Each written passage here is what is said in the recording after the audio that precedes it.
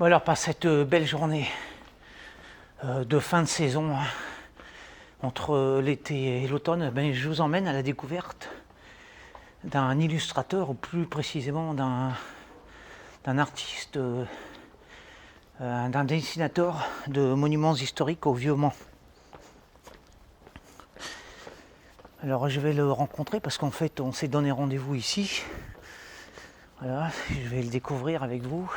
Enfin je le connais hein, bien sûr.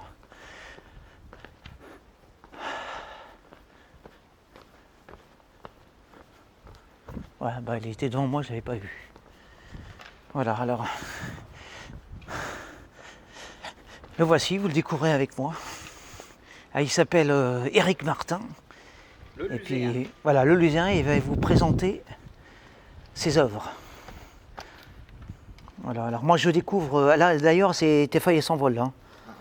Voilà, je découvre avec vous son emplacement que je connaissais mais que je n'avais encore pas vu. Hein. On est sur la place Saint-Michel.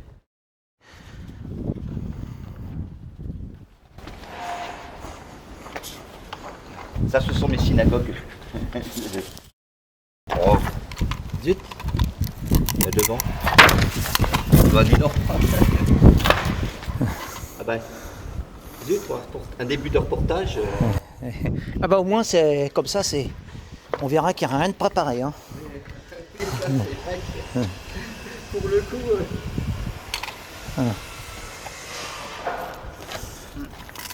Alors ça va paraître curieux à certains, mais il y a un lien direct entre la centaine de textes que je suis en train d'écrire sur le sujet de Clinchamp et monsieur Éric Martin.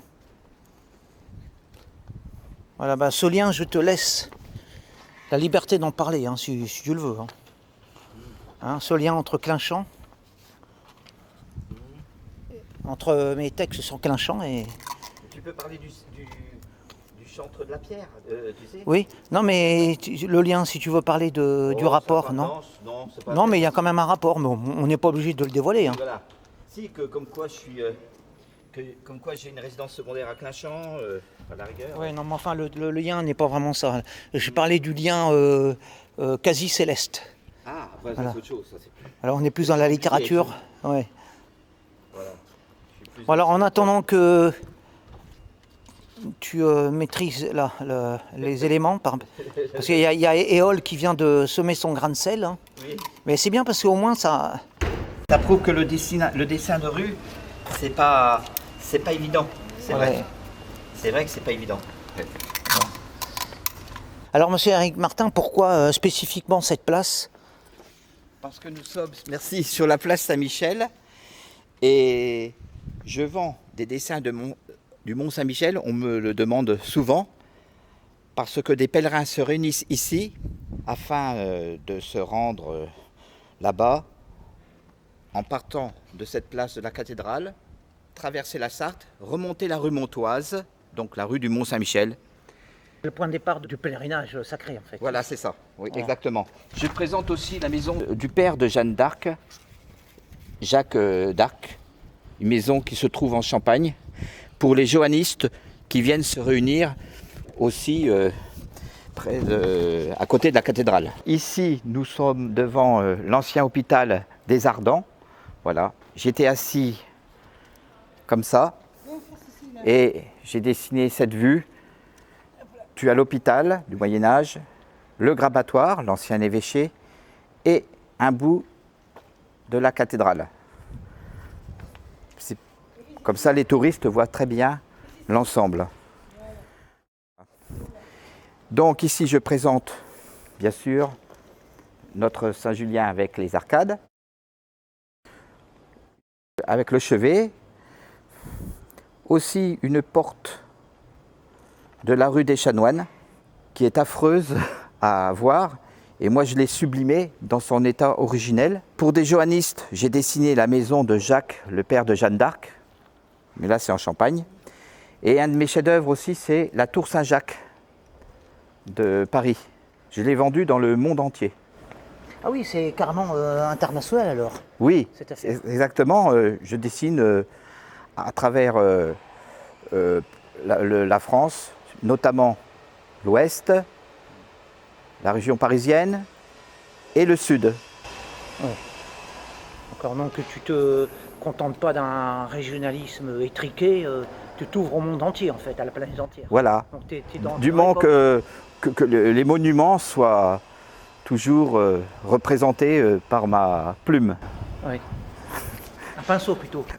Passe au crayon, Si tu veux, tu peux parler par ma mine de plomb. oui, du texte de présentation, parce que la plume c'est moi. Oui. Toi c'est le pinceau. Voilà, c'est le pinceau. Le chantre de la pierre, c'est un personnage que mon beau-frère Raphaël de Isara a sublimé par ses œuvres,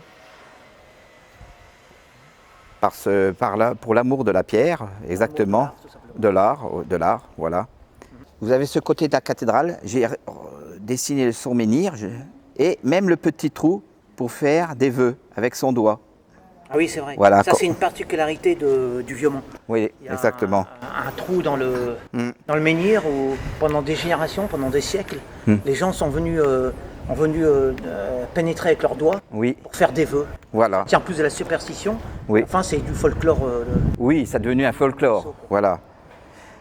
Et ici, j'ai sublimé la façade romane. Quand on la regarde, elle est austère. Et là, je l'ai reconstruite pierre par pierre. Ici, les arcades. Alors là, c'est le dessin le plus prisé, qui plaît le plus aux touristes. Elle part dans le monde entier.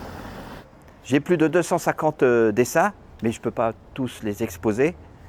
Passionné d'ufologie, j'ai dessiné le tunnel.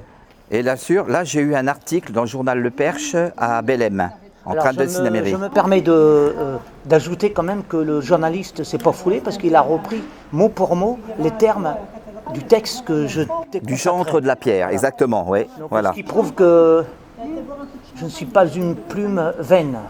Exactement. Le journaliste aurait pu faire son boulot, mais il a préféré faire du Mais ton texte est tellement plagiat. beau. Du plagiat, oui, bah oui. Voilà. Et je m'en plains pas. Voilà. Je ne m'en plains pas parce que ça signifie que D'ailleurs, on ne plagie que les meilleurs. voilà, exactement.